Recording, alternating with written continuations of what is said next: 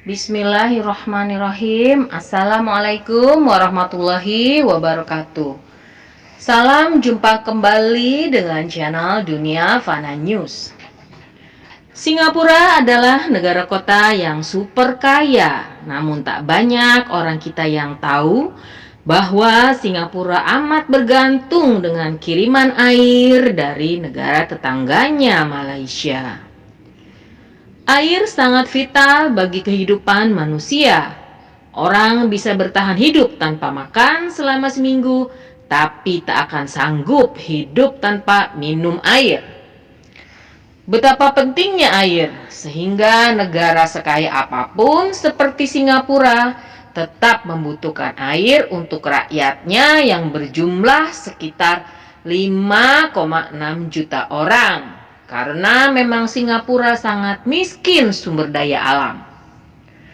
Beruntung Singapura punya negara tetangga yang baik hati seperti Malaysia, yang sanggup membantu memenuhi kebutuhan air Singapura dengan harga yang murah sekali.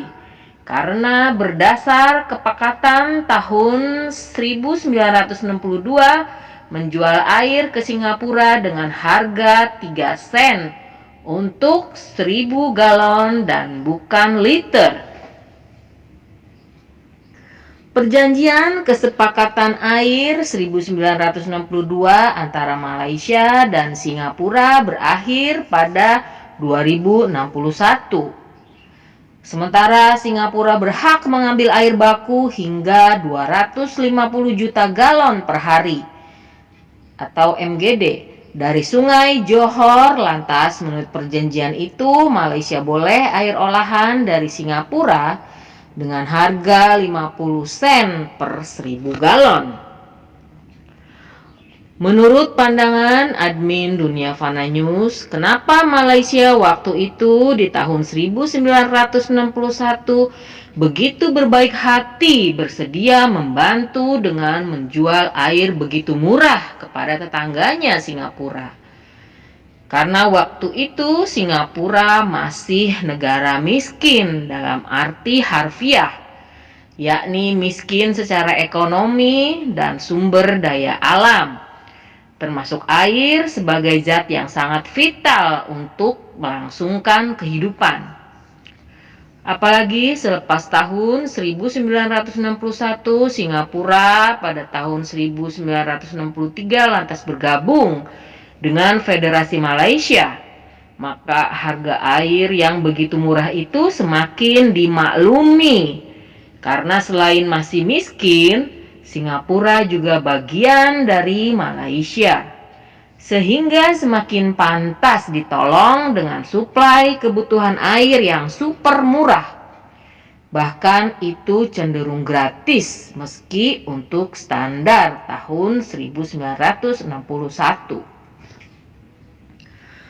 Pada tahun 1965 Singapura melepaskan diri dari Malaysia karena terjadi perbedaan pandangan politik yang sulit disatukan antara pemimpin Singapura dan Malaysia. Salah satunya mungkin karena Malaysia lebih ke arah Islam sebagai dasar bernegara, sedangkan Singapura lebih memilih jalan sekuler. Setelah berpisah, Singapura dan Malaysia secara perlahan tapi pasti tumbuh menjadi negara modern dan maju pesat. Singapura menjadi kaya raya berkat pelabuhannya yang sangat sibuk untuk transit perdagangan dunia, dan juga Singapura menjadi salah satu pusat keuangan dunia, yang mana banyak perusahaan raksasa dunia yang membuka perkantoran di Singapura.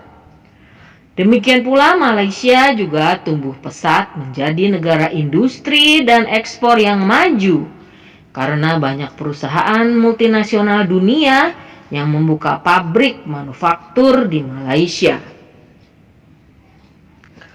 Kembali ke persoalan air Malaysia yang disuplai ke Singapura, yang menjadi pertanyaan bagi para pemimpin Malaysia saat ini adalah, apakah masih etis dan pantas Singapura yang sekarang kaya raya itu Membeli air dari Malaysia dengan air yang demikian super murah, bahkan cenderung gratis.